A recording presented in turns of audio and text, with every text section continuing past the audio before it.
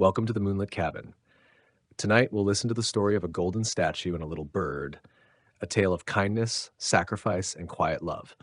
So, settle in, let the world slow down, and let your heart open to the story of the Golden Sentinel.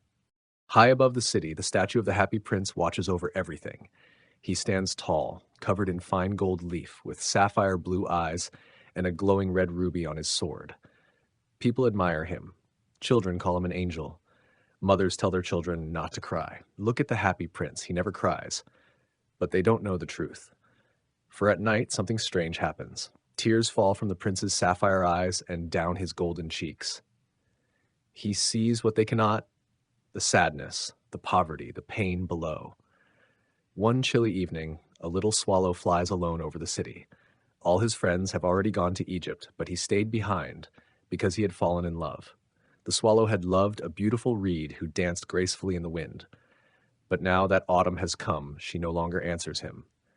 He sighs, then flies on, looking for a place to rest. As he glides through the night, he sees the statue of the Happy Prince shining in the moonlight. What a perfect place to sleep, he thinks, and he settles between the prince's feet.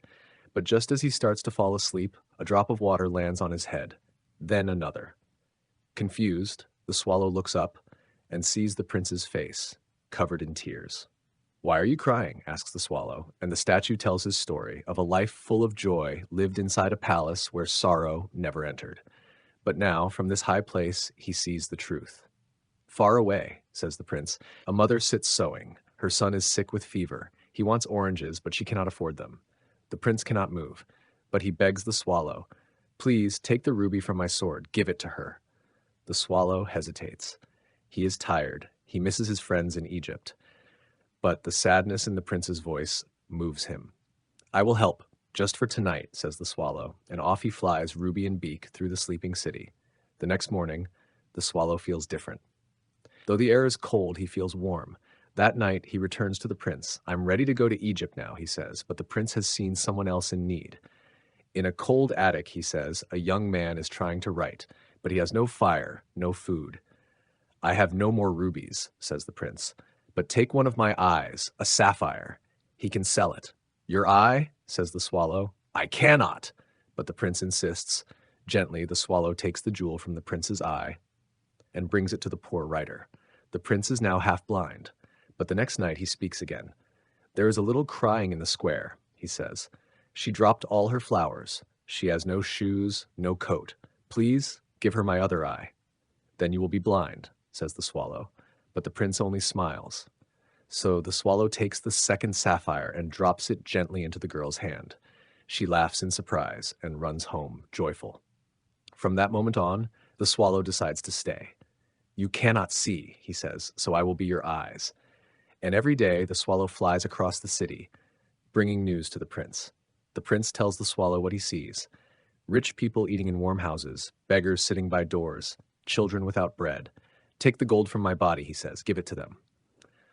One by one, the swallow peels away the golden leaves from the statue, and one by one, the poor receive the gold. Their cheeks grow rosy.